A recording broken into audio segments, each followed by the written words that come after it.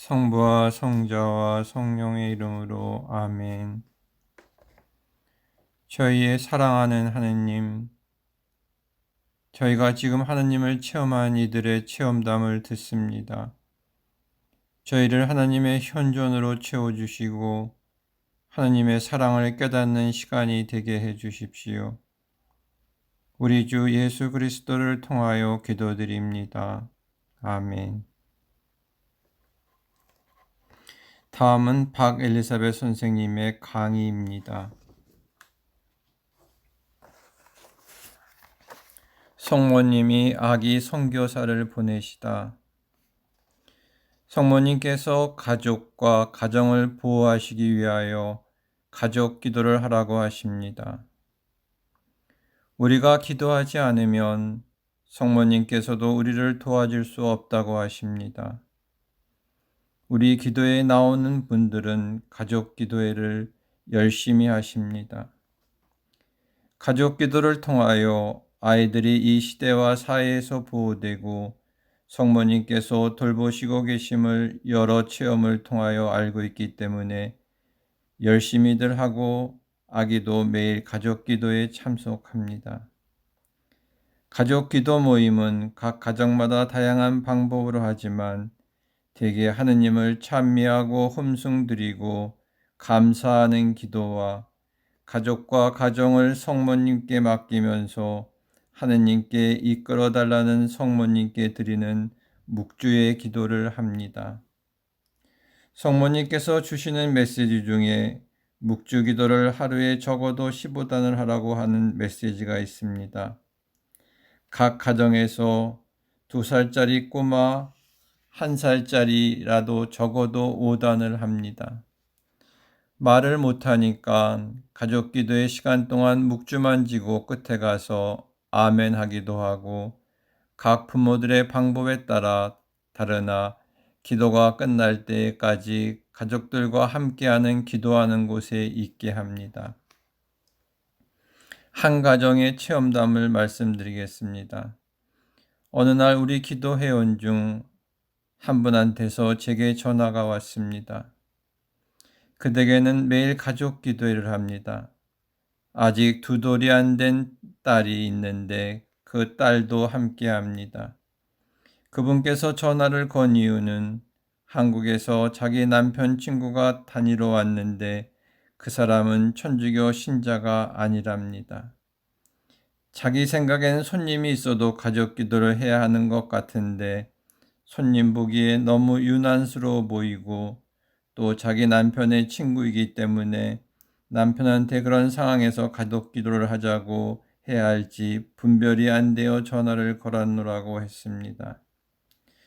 그래서 제가 그분께 가족 기도회를 당연히 해야 한다고 말씀드렸습니다. 하느님과의 관계가 먼저이지 사람들과의 체면이 먼저가 아니라고 했더니 자기 입장이 곤란하다고 하더군요. 왜냐하면 남편의 친구라 남편 스스로 하자고 하지 않으면 자기가 나서서 하자고 하기가 입장이 곤란하다고 하고 전화를 끊었습니다. 그분께서 다음과 같은 말씀을 하셨습니다.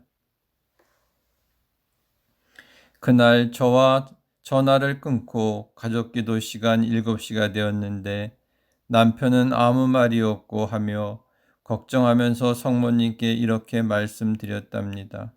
성모님 큰일 났어요. 가족기도 시간은 되었는데 남편이 기도를 드리자고 하는 말은 없고 그러나 가족기도를 해야 하는데 어떻게 하지요 하고 있는데 2돌도 안 된 막내딸이 어디에서 가족들의 묵주를 꺼내 들고 아장아장 걸어 나오면서 엄마 아멘 알렐루야 알렐루야 하더랍니다. 그러니까 남편도 아무 말 없이 그 묵주를 받아들고 가족들이 자연스럽게 가족 기도를 할 수 있었다고 합니다.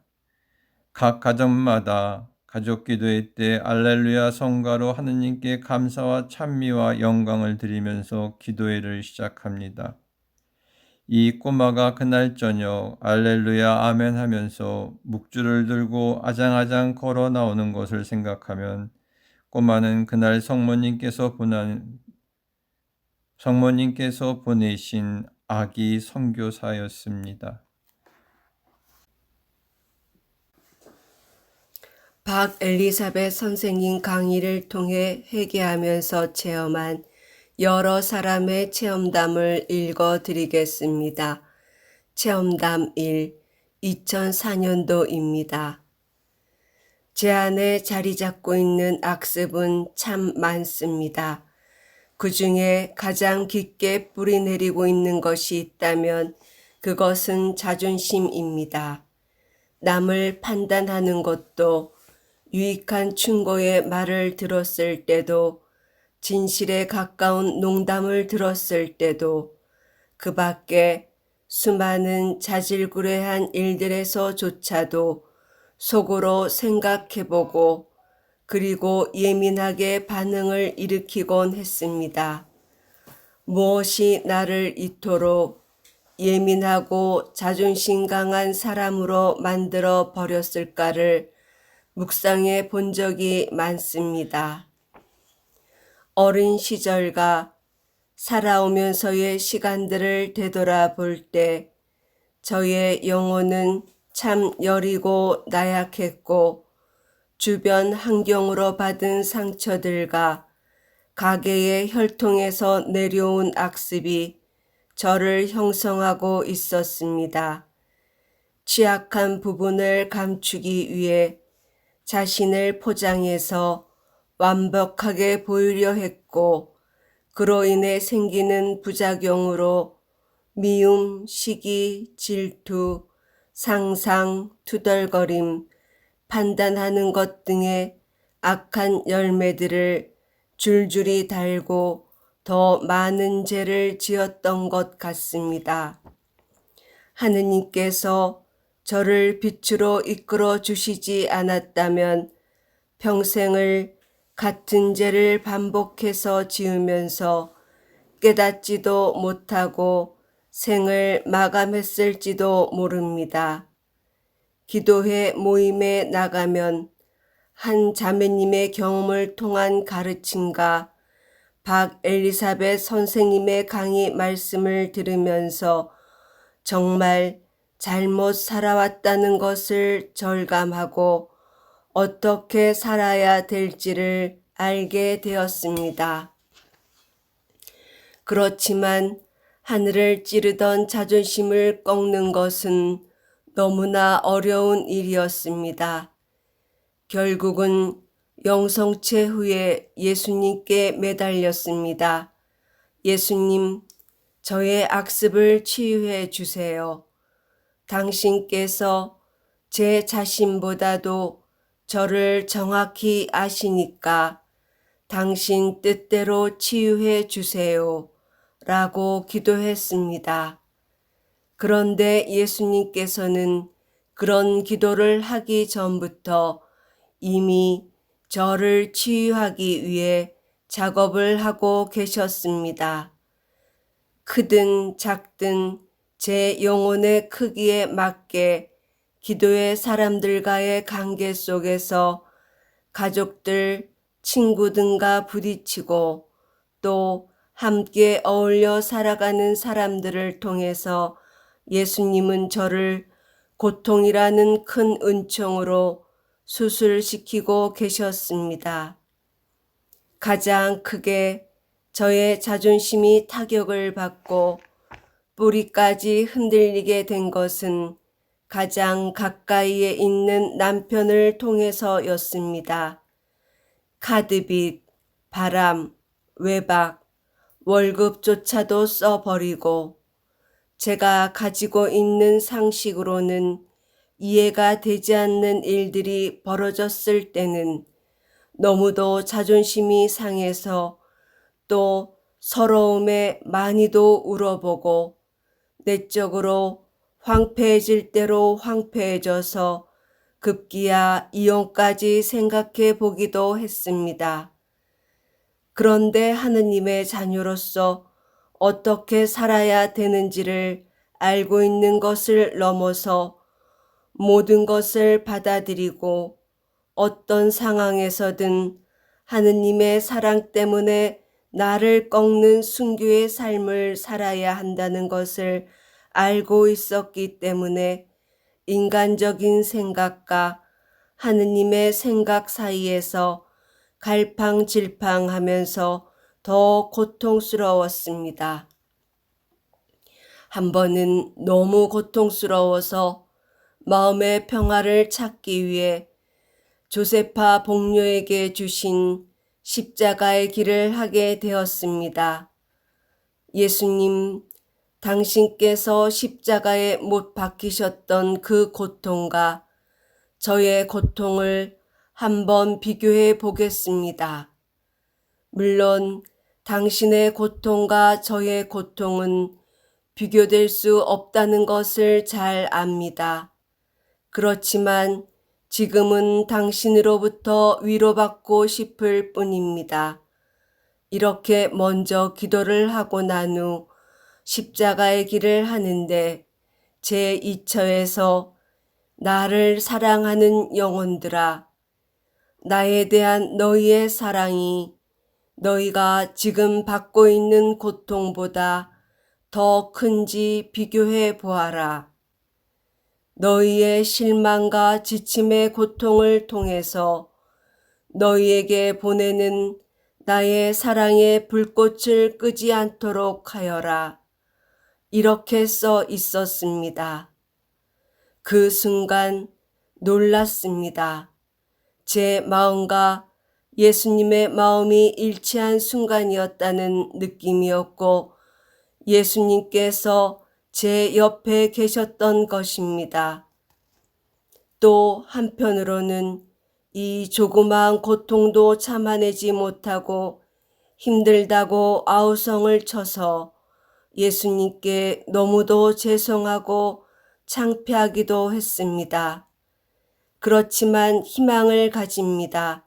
지금은 위로받고 있지만 언젠가는 고통받으시는 예수님을 위로해 드릴 것이라고요. 일일이 나열하지는 않았지만 여러 각도의 조그마한 고통들을 통해서 저는 나의 자유의지에서가 아니라 예수님의 수술대에서 어쩔 수 없이 자존심을 포기할 수밖에 없었고 부산물로 따라오는 악한 열매들도 시들었음을 깨닫게 되었습니다. 마음에 꽂혀 있던 이상한 판단의 대상도 불쌍해 보이고 잘해주고 싶었고 남편 그리고 아이들에게도 진심 어린 사랑으로 대하게 되었습니다. 저의 영혼의 성장을 위해서 고통은 필요한 것인데 억지로 받아들이지 말고 즉시 받아들이기 위해서 자존심을 끊어버릴 수 있는 방법은 이미 박엘리사벳 선생님의 자애심에 대한 강의 말씀을 통해 배워 알고 있었습니다. 늘 들어오던 방법인데도 실천을 게을리 했습니다. 양심 성찰도 묵상도 꾸준하게 하지 못했었고 정해진 시간에 하지도 못했었습니다. 하느님께 대한 신뢰는 항구한 기도에 있다는 말을 들었고 알고 있는데 자유의지로 노력하는 것이 부족했습니다. 지금부터 노력할 것입니다. 예수님의 사랑 때문에 순종하고 겸손의 행위도 그리고 죄를 끊도록 하겠습니다. 내일은 생각하지 말고 죄를 피하기 위해 하루를 최선을 다해 살도록 노력하겠습니다. 아멘. 체험담 2 2004년도입니다. 저의 생활은 시집 식구와의 문제, 사춘기에 방황하는 아이들 문제, 남편과의 문제 등 복합적인 문제와 고통으로 암흑 세계에서 살고 있었던 1996년 어느 날 어느 자매로부터 박 엘리사벳 씨의 피정에 대하여 들었습니다. 또 박 엘리사벳 씨의 테이프에 대하여 들려주어서 테이프를 구입하여 듣기 시작하였습니다. 그 테이프를 통하여 저의 인생은 완전히 딴 세상을 만났습니다. 그래서 박 엘리사벳 씨의 테이프를 모두 구입하여 듣기 시작하였습니다. 그때부터 나의 인생은 완전히 변하기 시작하였습니다. 매일같이 그 테이프 듣는 것이 저의 일과가 되었습니다. 테이프 속으로 완전히 빠져들어갔습니다. 빨래할 때나 설거지할 때나 심지어는 밥 먹을 때도 그 테이프를 들었습니다. 자는 시간을 제외하고는 하루 종일 테이프를 들으면서 살았습니다. 그 테이프를 통하여 나는 회개에 대하여 알게 되면서 회개하면서 나의 일상생활 안에서 하느님의 사랑을 체험하기 시작하였습니다. 어느 날 테이프를 듣는 중 박 엘리사벳 씨께서 하신 한 말씀에 나는 빠져버렸습니다. 그 말씀의 내용은 돈으로 지옥도 살 수 있고 또 천국도 살 수 있다는 말씀이었습니다. 즉, 돈을 잘 사용하면 천국에 갈 수도 있고 또 돈을 잘못 사용하면 지옥에도 갈 수 있다는 말씀이었습니다. 그래서 나는 이 말씀의 정신을 바짝 차리고 결심하였습니다. 나의 삶을 바르게 살아가야겠다고요.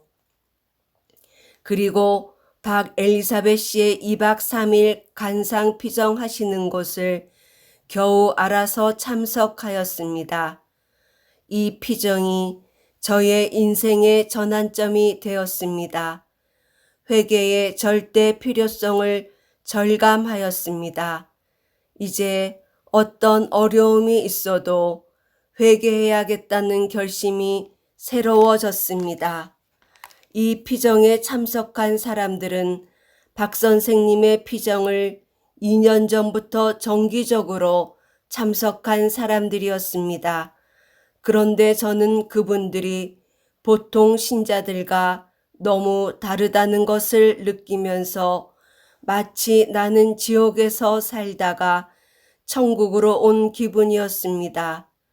무엇이 다른지 그 당시는 몰랐는데 그 후 깨닫게 된 것은 많이 회개한 사람들이었습니다. 또 친절하고 여하간 달랐습니다. 이 피정 이후 저도 박 선생님의 피정과 가르침을 빼놓지 않고 따라다니면서 그대로 살려고 노력하여 오고 있습니다. 즉, 회개하는 삶을 살려고 온갖 힘을 다하고 있습니다. 전에는 나는 회개가 필요 없는 줄 알았습니다. 그런데 이 삶을 알게 되면서부터는 모든 것이 저의 죄 때문이라는 것인 것을 깨닫게 되면서 모두 회개해야 할 것들이었습니다.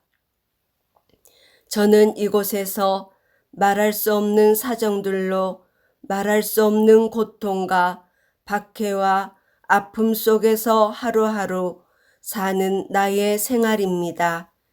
이런 어려움 속에서도 이제 나를 사랑하시는 하느님의 사랑을 항상 체험하게 되었고 이것이 힘이 되어 이제 이 고통을 꿋꿋이 이겨나갑니다. 많이 힘들지만요.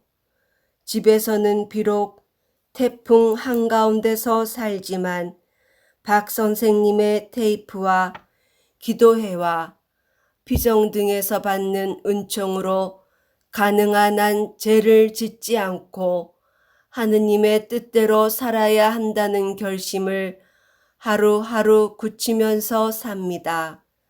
남편도 나에게 많은 고통을 주었었지요. 그러던 어느 날 암 수술을 받게 되었습니다. 그렇게 고통을 주던 남편이 한편 믿기도 하였습니다. 그런데 피정날 새벽 미사에 갔을 때 그렇게도 저를 박해하던 남편이 너무 불쌍하게 여겨지고 나도 모르게 눈물이 많이 났습니다.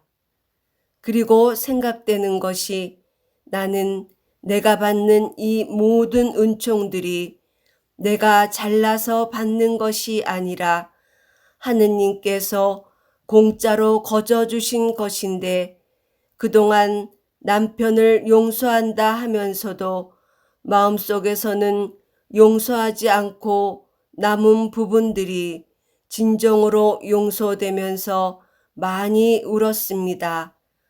이렇게 회개한 후 환자인 남편에게 희생적인 정성을 모두 쏟아서 열심히 간호하고 보살펴 드렸습니다. 그래서 남편의 건강이 완전히 회복되었고 전과 같이 박해하지는 않습니다. 늘 불안하고 항상 쫓기는 사람처럼 마음이 초조하고 긴장되고 두려움 속에서 살았었는데 이제 가정 분위기도 많이 평화로워졌습니다. 저는 약하지만 하느님을 위하여 또 저를 위하여 고생하신 성모님과 예수님을 위하여 하느님의 뜻만을 따라 살기 위하여 어떤 어려움도 이겨낼 힘을 주실 하느님을 믿으면서 앞으로 살려고 안간힘을 다하고 있습니다. 내가 넘어야 할 산은 아직도 많지만 제 옆에 계신 하느님과 성모님을 의탁하면서 이 회개의 길을 열심히 살렵니다. 체험담 3, 2005년도 1월입니다. 저는 밤모임에 나가게 되었습니다. 밤모임에서 자매님들과의 만남을 통해서 저의 인생을 세속적인 것에서 벗어나 영적인 생활로 전환되는 커다란 계기가 되었습니다. 영성 생활을 오래 하신 한 자매님을 중심으로 하느님께 가까이 다가가고 싶어하는 사람들끼리 기도회를 하면서 묵주 기도를 하고 각자 생활 중에 체험한 것을 나누는 등 나름대로의 기도 모임을 만들었습니다. 이 기도회에서 체험담을 나누는데 예수님의 사랑, 교회에 대한 순명, 성가정이 되기 위해서는 여자가 남편 밑으로 들어가야 하고 내가 변해야 가족이 변한다는 등등 신부님께서도 들을 수 없는 귀중한 경험을 통한 깨달음의 말씀을 듣고 배웠습니다. 하느님께 나아가는 길을 돌아서 가지 않고 지름길로 갈 수 있게 도와준 자매님을 만나게 된 것을 너무나 큰 은총이라 생각했습니다. 이것이 바로 하느님께서 저를 이끌어 주신 것이었습니다. 하우연 성당에서 처음으로 박엘리사벳 선생님을 뵌 이후에 간상에 대한 테이프 한 세트를 빌려서 듣게 되었는데 그 이후에 선생님의 테이프는 모두 구입해서 들었습니다. 그때 저는 바로 저의 길을 찾았습니다. 선생님의 말씀 속에 걸러낼 것이 하나도 없는 피와 살이 되는 영혼의 가르침 그 자체였습니다. 이 시기에 저의 개인적 기도 생활을 하려고 노력은 했지만 묵상도 잘 되지 않았고 그냥 기도 공동체의 힘을 바탕으로 실습하는 정도에 지나지 않았습니다. 서당께 3년이면 풍어를 읊는다라는 옛말이 있듯이 들은 것은 많아서 이론적으로는 아는 것이 많았는데 실제 생활에서 사람들과 부딪혔을 때의 나의 행동은 크게 달라진 것이 없는 생활의 연속이었습니다. 그러나 현재 저는 분명히 달라지고 있었습니다. 내가 저지르는 잘못을 깨달아가는 것과 하느님께 너무 죄송하다는 마음, 아주 초보적인 단계에서부터 하느님께서는 저를 차츰차츰 이끌어 주시고 계시다는 것과 끝까지 저를 버리시지 않으시고 가까이 계시면서 하느님께 가려고 계속 이렇게 노력하면 정화와 기도를 통해 하느님과의 일치나 간상의 맨 위 단계까지도 이끌어 주실 것이라는 것을 믿게 됩니다. 그리고 주위의 가르침으로 지름길로 가고는 있었지만 영혼의 어두운 밤을 통해서 내가 고통과 시련을 겪으면서 하느님의 빛으로 나아가야 되는 것이지 아픔과 희생이 없이는 울리는 징과 같이 진정한 나만의 하느님을 만날 수 없다는 것을 깨닫게 되었습니다. 하느님께서 제가 잠시라도 한눈을 팔고 있다 싶으면 남편이라는 매개체를 통해서 저에게 고통을 주시는 듯 했습니다. 남편이 바람을 피웠다는 것을 알게 되자 그동안 배웠던 정화, 인내, 나를 깎는 것, 이런 것들은 다 어디로 사라지고 마음속에서는 조금 남아있는 아군과 격정, 미움, 분노 등의 적군이 전쟁을 시작했습니다. 그때의 심정을 써놓았던 것을 다시 읽어보니 제 자신은 악마 그 자체였습니다. 정말로 예수님을 버리고 남편이 나의 자존심을 짓밟은 만큼 대갚아주고 그가 나를 함부로 대해도 되는 존재가 아니라는 것을 기억하게 해주고 싶은 심정으로 제 마음속에서는 가라앉아 있던 분노의 앙금이 파도를 치려고 꿈틀거리고 있었습니다. 제 마음속의 전쟁은 결국 아군의 승리로 끝이 났지만 마음의 평화를 찾기까지는 시간이 좀 걸렸습니다. 결국 남편은 성병에 걸려 병원에서 치료를 받았습니다. 내게 이런 일이 2번씩이나 일어났고 왜 이런 일이 내게 일어나야만 했는지 성찰하여 보았더니 결국은 모든 것이 제 탓이었습니다. 밖에서 고생하는 남편을 위해 내가 사랑을 듬뿍 베풀어 주지 못했고 남편이 무엇을 원하는지 알려고도 하지 않고 신경도 쓰지 않았던 제 탓이었던 것입니다. 저는 하느님께 감사했습니다. 남편이 에이즈에 걸리지 않게 해주셨고 또 제 자신을 모두 돌아보고 어떻게 실천해야 되는지를 하느님께서 알려주셨기 때문입니다. 이러한 일들을 겪게 하시는 하느님께서는 저에게 어떤 메시지를 주신다는 느낌이 강하게 들었습니다. 우리나라의 성문화가 올바르지 않고 흘러가고 있다는 것을 알고는 있었지만 우리 가정 하나를 보아도 알 수 있듯이 심각하다는 것을 절감했습니다. 그래서 저는 음란으로 오는 죄를 짓는 사람들을 위해 기도를 늘 해야겠다는 의무감이 생겼습니다. 하느님이 저에게 그런 기도를 하기를 원하시는 것 같았습니다. 저는 믿습니다. 제가 변하면 남편도 예수님께서 변화시켜 주시리라는 것을요.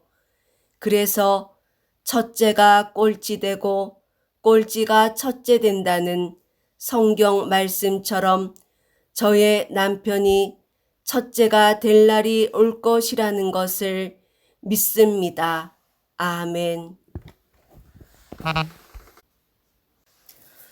체험담 4, 2005년도입니다.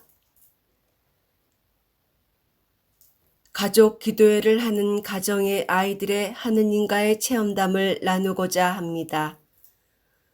엄마가 보니까 어느 날 자기 딸이 자기 친구와 함께 소꿉 장난을 하고 놀다가 친구 아이는 울고 있더랍니다. 그래서 그 아이가 간 다음 딸아이 보고 왜 그 친구가 울었느냐 하고 물었더니 그 꼬마가 말하기를 소꿉장난을 하고 놀다가 자기 친구가 거짓말을 해서 자기가 그 아이 보고 제대 앞에 가서 하느님께 잘못하였으니 용서하여 주십사 하고 빌으라고 하니까 그 아이가 싫다고 해서 자기가 자꾸 가서 하라고 했더니 울었다고 하였습니다. 그 친구는 미국 아이인데 몇 년간 아주 친하였습니다. 그런데 자라면서 함께 안 놀기에 우리 꼬마한테 물어보았습니다. 그렇게 친하였던 친구와 왜 이제는 함께 놀지 않느냐고요. 그랬더니 진지하게 대답하기를 그 아이는 거짓말을 해서 함께 안 놀기로 하였다고요. 가족 기도회를 하는 아이들은 어렸을 때부터 양심 성찰을 시키고 부모님들의 영이 깨끗하니까 이렇게 어렸을 때부터 무엇이 선이고 무엇이 악이라는 것을 구별할 줄 알고 선택할 줄도 아는 것을 목격하였습니다. 이 꼬마는 자라서 금년에 대학에 갑니다. 3살짜리 꼬마가 엄마 보고 하도 안아달라고 하여 엄마가 허리가 아파서 안아줄 수 없다고 말하였더니 꼬마가 말하기를 엄마, 예수님한테 엄마 허리 안 아프게 해달라고 아멘 할게 안아줘 하더랍니다. 이 꼬마가 지금 중학교 1학년이며 공부는 정교에서 1등입니다. 같은 아이 이야기입니다. 차에서 운전하면서 음악을 틀어달라고 하여 음악을 틀어주었는데 더 크게 틀어달라고 하였답니다.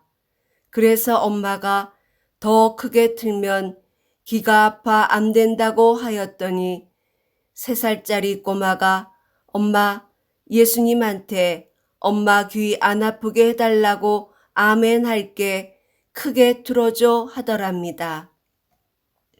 한 꼬마가 7살 때 첫 영성체를 하였습니다. 그 후 매달 한 달 한 번씩 고해 성사를 보았는데 첫 영성체를 한 후 고해 성사를 볼 때마다 고해서에서 나오면 3살짜리 자기 동생을 감실 앞으로 데리고 가서 무엇을 하더랍니다. 그래서 하루는 엄마가 7살짜리 꼬마한테 물어보았답니다. 동생을 감실 앞에 데리고 가서 무엇하는 것이냐고요. 그랬더니 7살짜리 꼬마가 하는 말이 우리 가족들이 다들 고해성사를 보고 하느님께 가까이 가는데 내 동생만 하느님으로부터 멀리 떨어져 있을까봐 동생도 하느님께 자기 잘못을 고백하게 하고 용서를 받게 하는 것입니다. 라고 대답했습니다. 그래서 어떻게 하느냐고 물어보았습니다. 대답하기를 자기 동생한테 자기가 말하는 대로 따라하라고 한답니다. 예를 들어 말하면 예수님 사랑해요. 아빠, 엄마, 그리고 언니한테 예쁘게 말하지 않아서 미안해요. 많이 울어서 미안해요. 용서하세요. 예수님 사랑해요. 라고요. 그러면 동생이 그대로 따라 한답니다. 즉, 자기 동생의 죄가 되는 것을 자기가 잘 살피고 있다가 그것을 감실 앞에서 고백하게 하는 것입니다. 그래서 제가 이 말을 듣고 7살짜리 꼬마한테 물어보았습니다. 보석도 주느냐고요. 이것이 중요하니까 모르면 가르쳐 주려고요. 그랬더니 예쁜 7살짜리 꼬마는 미소를 지으면서 예, 조금요. 주님의 기도나 성모송 한번 하게 해요. 하였습니다. 이 꼬마는 금년에 대학에 갑니다. 이 아이들의 신앙생활은 지금도 마찬가지입니다. 매일 미사, 고해 성사, 적어도 한 달에 한 번, 매일 가족기도, 기도회, 양심 성찰 등등요. 하느님과 성모님께서 이 아이들을 키워주시면서 우리가 모르는 이 아이들의 미래를 위하여 수년 전부터 준비시켜 주셨습니다. 좋은 학교에 가는데 필요한 것들, 또는 수도자가 되고 싶어하는 아이들은 수도자가 될 수 있는 준비 등 몇 년이 지난 오늘 부모들은 자기 자녀들의 열매를 보고 이구동성으로 말합니다. 하느님과 성모님께서 아이들을 키워 오셨음을 절감한다고요. 가족 기도회를 한 우리 공동체의 가정의 아이들은 하나도 빗나간 아이 없이 인생의 팔방미인들로 키워주셨고 또 그렇게 키워주실 것을 믿습니다. 기도는 하느님과의 만남입니다. 기도하는 사람은 모든 것을 하느님과 함께 함으로 하느님께서 모두를 도와주십니다. 아버지나 어머니보다 더 자상하시고 더 완전하게 공부하는 아이들도 하느님과 함께 하는 것과 혼자의 힘만으로 하는가의 차이는 표현할 수 없을 정도입니다. 아이들은 성장하면서 하느님의 사랑과 도움을 체험합니다. 그리고 하느님과 그들 사이의 관계가 이루어졌으므로 부모들은 어디로 이 아이들을 보내든 마음이 든든합니다. 하느님과 함께 사는 자녀들이기 때문에요. 이 아이들을 볼 때마다 하느님과 성모님께 감사와 찬미 이외에 드릴 말씀이 없습니다. 어느 날 환자를 집에 두고 급히 가게에 무엇을 사러 갔습니다. 그런데 돈을 내려고 보니까 39전이 모자랐습니다. 39전을 가지러 집에까지 다시 가야만 했는데 환자에게도 불편할 것이고 하여 주님께 부탁드렸습니다. 해결하여 줍사고요. 그때 돈 받는 사람이 39전이 모자라는데 혹시 차에 두고 온 돈이 없으신지 가서 찾아보세요 하더군요. 그 말을 듣는 순간 차 안에 동전이 얼마 있는 것을 본 기억이 났습니다. 그래서 급히 차에 가서 보니까 동전들이 39전 조금 넘게 있어서 집에 다시 가지 않고 그 돈으로 물건을 살 수 있어서 가지고 왔습니다. 그 생각하니까 돈 받는 사람이 어떻게 차에 돈이 있는지 찾아보라고 말할 수 있었는지 신기하였습니다. 이렇게 하느님은 성모님과 함께 아주 작은 일까지 함께 마음을 써주시고 응답하여 주십니다. 하느님과 성모님께 너무너무 감사하고 천국의 행복을 끊임없이 체험합니다. 이 험한 세상 삶을 사는데 아주 사소한 일도 하느님께 여쭈면서 그분과 함께 사는 것과 혼자의 힘만으로 살려고 바둥거리면서 사는 것의 차이는 체험하지 않는 사람 아니면 모릅니다. 천국은 바로 하느님이 계신 곳이 천국 같습니다.